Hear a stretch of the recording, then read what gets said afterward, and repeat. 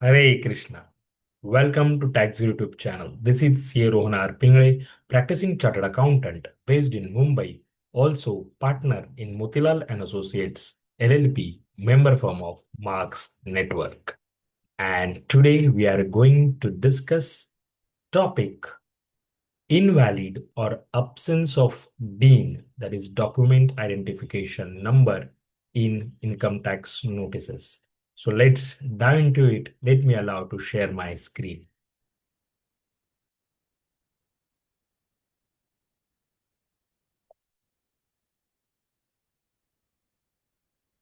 So today we are going to discuss invalid or absence of DIN in income tax notices, legal consequences, and practical insights.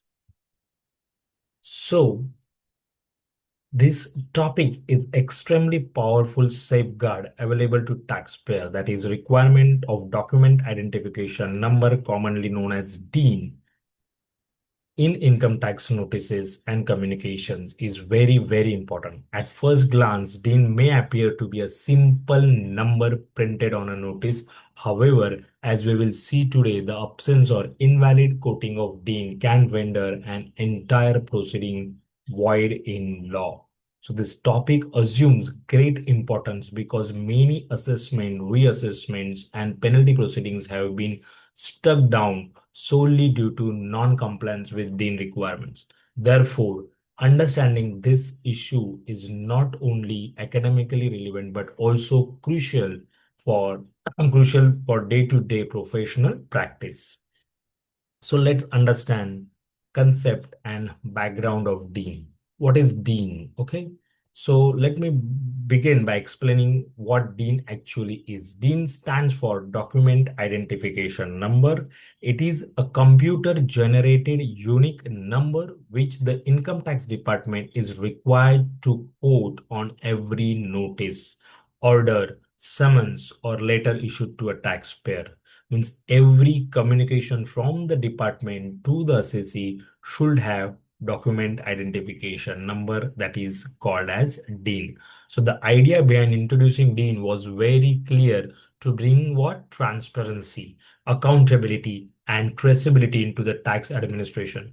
Prior to DIN, there were frequent complaints of backdated notices, unauthorized communications, and difficulty in verifying whether a notice was genuinely issued by the department. So DIN was introduced precisely to eliminate all these issues. So DIN is not just a procedural formality, it is a taxpayer protection mechanism. It is one of the right to have a DIN on whatever communication received from the department to the assessee. So moving further, let's understand legal framework mandating DIN. Now let us understand where this requirement comes from. The mandate for DIN flows from binding instruction issued by the Central Board of Direct Taxes. The instruction categorically states that no communication shall be issued by income tax authority without quoting a DIN, except in very limited and exceptional circumstances.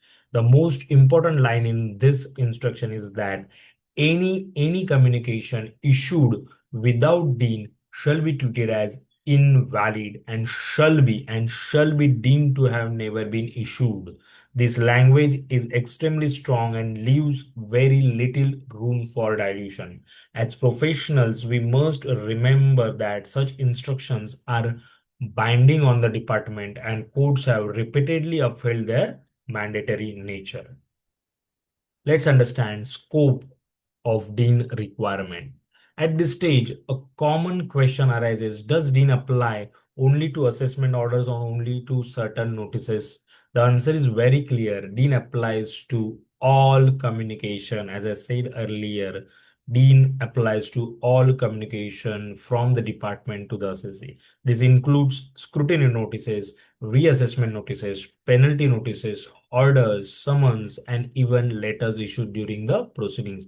It also applies irrespective of the authority issuing it, whether it is the assessing officer, the range head, or the commissioner. In short, if it is income tax communication going out to taxpayer, DIN is mandatory. Next, exceptional circumstances for issuing without DIN. Now, the law does recognize that there can be exceptional situations too. For example, during a search or survey operations, or where there are genuine technical difficulties in generating DIN, the department may issue a communication without DIN. However, and this is very important, such exception is not automatic. The notice must clearly mention that it is being issued without DIN, specify the exact reason, and most importantly, the DIN must be generated later on and communicated to the SSC within the prescribed time. If these conditions are not strictly complied with, the so-called exception collapses and the notice becomes what? Invalid. So very important to note that these two. Next, let's understand legal consequences of absence or invalid DIN. This brings us to the heart of today's discussion, means today's topic, that what happens if DIN is missing or invalid. The consequence is very serious. A notice or order, any communication without DIN is treated as non-est in law, meaning it is deemed never to have been issued at all. Since a valid notice is the foundation of jurisdiction, once the notice itself is valid, once the notice is itself invalid, the entire proceeding, whether assessment, reassessment, or penalty, collapses automatically. So this is not a curable defect. Okay, participation by the assessee doesn't save such proceedings. Very important to note. Participation by the assessee in the proceedings doesn't save such proceedings.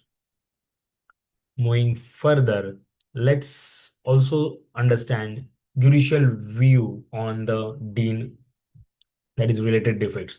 Courts and tribunals across the country have taken a consistent view on the issues, that they have held that DIN requirement is mandatory, not directory. It is mandatory. Word used is shall. Non-quoting of DIN is not a technical lapse but a jurisdictional defect. Therefore, proceedings initiated on the basis of such invalid notices have been quashed. So what is important to note is that courts have also reiterated that CBDT instructions are binding on the tax authorities and failure to follow them cannot be justified later.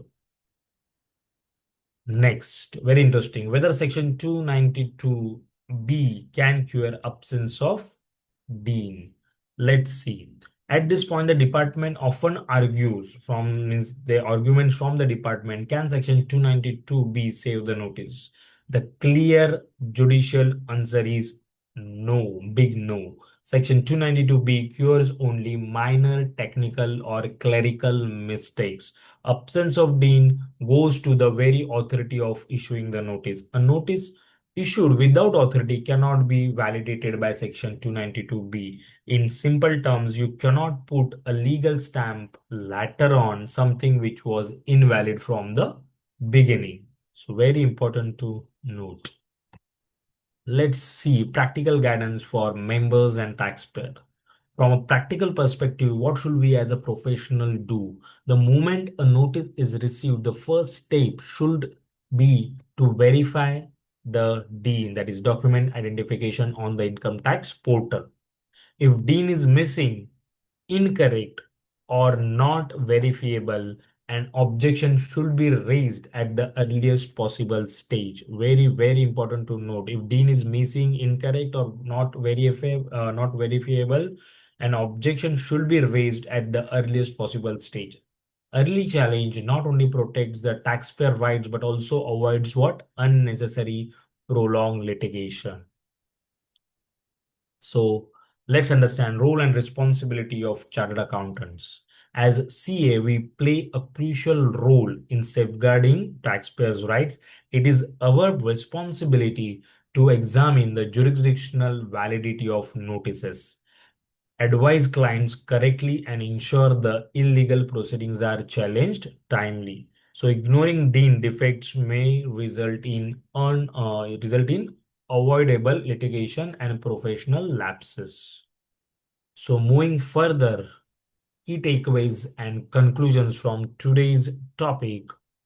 Dean is not just a number, it is a symbol of transparency and a rule of law in tax administration. The strict enforcement of a Dean requirements ensure what discipline within the department and provides a strong shield to honest taxpayers. Courts have consistently upheld that the procedural safeguards are not empty formalities but integral to the substantive justice. The clear takeaway for all of us is always check the Dean first. Many cases are won or lost at this very first stage. So thank you so much for patient hearing. Please note my contact numbers. If you have any queries, observations, suggestions, then do let me know via email, WhatsApp, or you can also comment below the video.